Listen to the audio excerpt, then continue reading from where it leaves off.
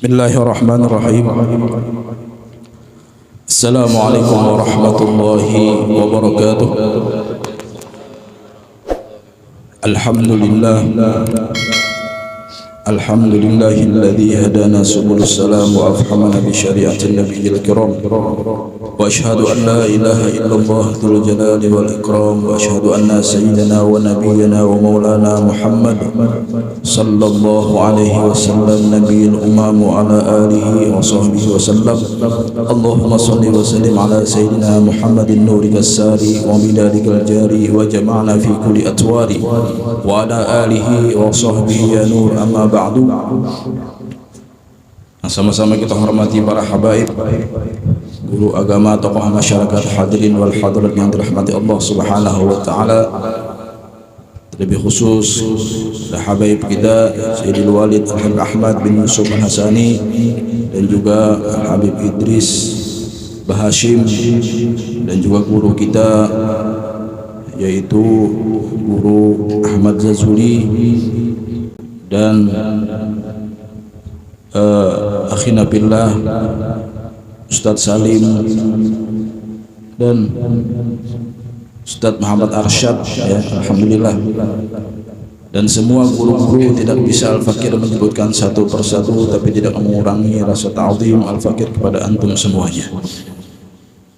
Alhamdulillah, di kesempatan yang mulia ini marilah kita meningkatkan keimanan dan ketakwaan kita kepada Allah Subhanahu wa taala dengan niat yang ikhlas menghadiri majelis ilmu, majelis sholawat. Ini adalah salah satu jalan menuju jalan ridhonya Allah Subhanahu wa taala yang paling cepat, yaitu melewati ibadah, salah satunya majelis ta'lim.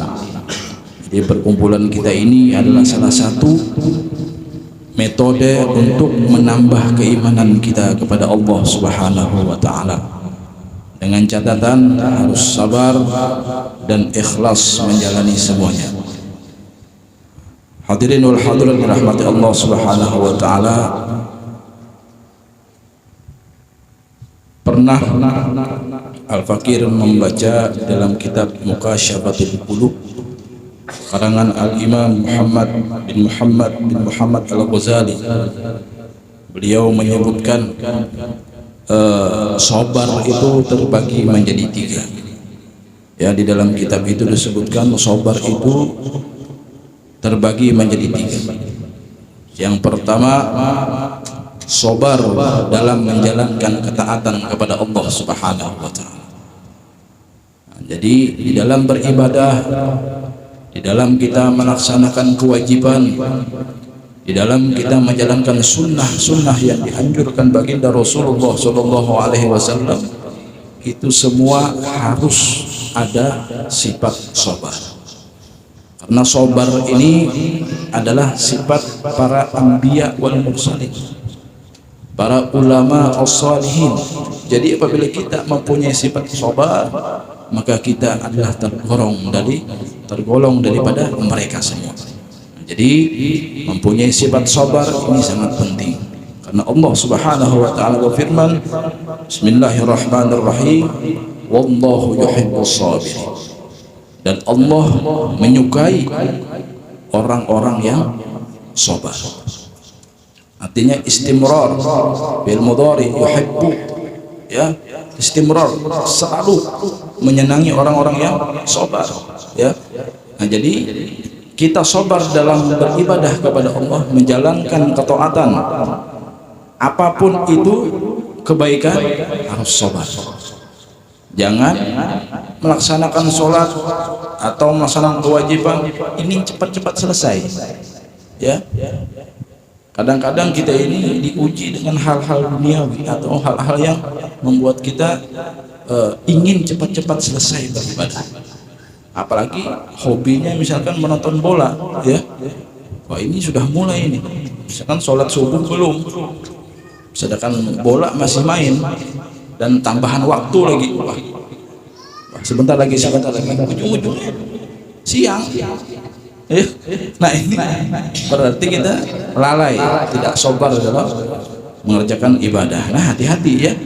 Jadi kita mengerjakan ibadah harus dengan sabar, menjagakan waktu segala macamnya. Karena Allah Subhanahu wa taala mencintai dan menyenangi orang-orang yang sabar. Lalu di dalam kitab Fawaidul Mukhtarah disebutkan Al-Imam Ali karamallahu wajhah menyebutkan as-sabar minal iman. Kata beliau, sabar itu adalah daripada keimanan. Ya. Bimanzilatir ra'si minal jasad. Seperti sabar ini iman, beliau mengumpamakan seperti mana? Seperti tubuh kita ada kepalanya. Jadi sabar itu adalah kepala daripada tubuh. Nah, artinya penting sekali. Apabila tidak ada sabar, tidak berkepala, ya seperti itu.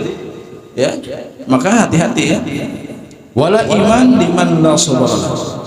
Tidak ada keimanan apabila orang itu tidak mempunyai sifat sabar. Jelas sekali ya. Makanya kita dalam taat beribadah harus sabar. Lalu yang kedua, sabar dalam melaksanakan larangan-larangan Allah. Ini agak susah sedikitnya. Kemaksiatan itu harus sabar kita. Kalau maksiat zahir yang nampak itu mudah. Seperti mencuri, tidak mungkin kita mencuri kan? Ujung-ujungnya nanti dipukulin orang atau dipenjara polisi. Merampok misalkan, itu jelas kita mengetahui akibatnya, sudah kita mengetahui. Yang bahaya ini maksiat batin. Orang tidak ada yang tahu, tapi kita sendiri yang mengetahui. Contohnya apa? Sombong, iri hati, dengki, dendam, semua penyakit hati itulah yang membahayakan diri kita. Setinggi apapun kita beramal, setinggi apapun kita beribadah, setinggi apapun kita bersedekah, semuanya hangus. Gara-gara apa? Gara-gara penyakit hati kita. Nah, jadi bahaya, hati-hati ya. Nah, sabar dalam hal itu, misalkan kita ini mempunyai sifat, semua manusia pasti ada sifat seperti itu. Tetapi bagaimana kita mengontrol sifat itu supaya tidak ada ya, dengan cara sabar. Ini agak susah. Lalu singkat saja kita ya, yang ketiga, sabar dalam keadaan diberikan musibah oleh Allah Subhanahu wa taala. Bala atau musibah. Bala. Kadang-kadang kan kita ini diberikan bala musibah, apakah kita emosi atau ngomel dengan Allah Subhanahu wa taala. Apa ini tidak adil? Sudah ulun susah, rumah kebakaran lagi, duit kedada. Tidak adil. Bini bukah, misalkan kita ada berduit lagi, bukah bini. Mengomel. Ini orang yang sangat rugi, kata baginda Rasulullah SAW. Nah, sabar dalam keadaan itu adalah salah satu daripada kehebatan iman seseorang. Ya, di dalam riwayat yang lain Abbas mengatakan sabar itu ada 3 derajat dalam Al-Quran. Abbas mengatakan dalam Al-Quran. Ya, yang pertama tadi ketaatan, yang kedua dari larangan, yang ketiga diberi musibah, tapi musibah tamparan yang pertama. Contoh misalkan kita melihat kebakaran di hadapan mata kita. Nah, di hadapan mata kita itu misalkan rumah kita kebakaran di hadapan mata kita, langsung kita melihat. Nah, di situ tamparan yang pertama apa? Kita sabar. Tapi kalau sudah seminggu, sebulan, oh sabar saja, itu bukan sabar lagi. Nah, kata Ibnu Abbas katanya itu sabar yang paling tinggi. Itu sabar yang paling tinggi. Dan ini ada beberapa derajat diberikan oleh Allah Subhanahu wa taala apabila kita bersabar dalam ketaatan. Bersabar dalam ketaatan kepada Allah Subhanahu wa taala. Di dalam kitab Muqasyafatul Qulub karangan Imam Ghazali, beliau menyebutkan maka akan diberi oleh Allah Subhanahu wa taala 300 derajat. 300 derajat.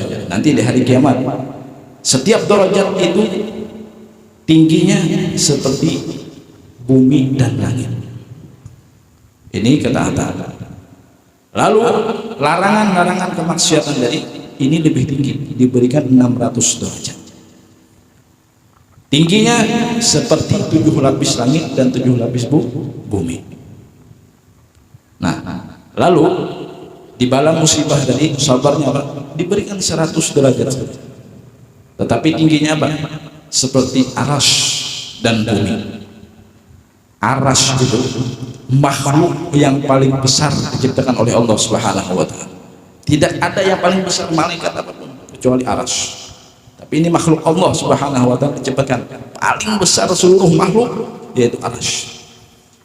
Nah ini, jadi 3 ini harus kita jaga. Kesabaran ini harus kita jaga.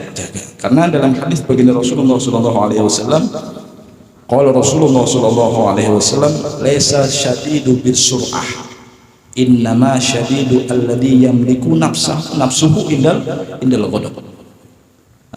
Orang yang kuat itu bukan orang yang cepat marah, kata baginda Rasulullah, tapi apabila dalam keadaan marah dia bisa mengatur atau mengontrol nafsunya supaya tidak marah, itulah orang yang kuat.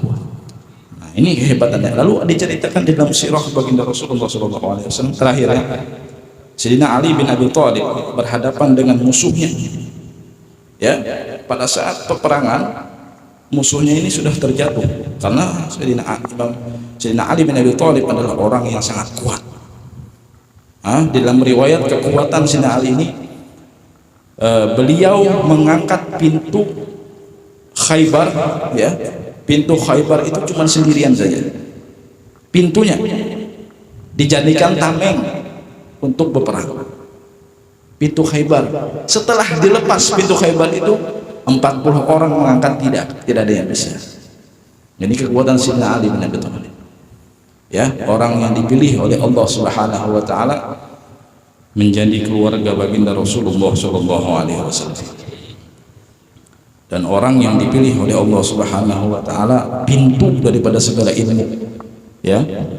Ana madinatul ilm wa aliyun babuha, aku ini kota daripada kota ilmu, kata baginda Rasulullah SAW, pintunya Sayyidina Ali bin Abi Thalib.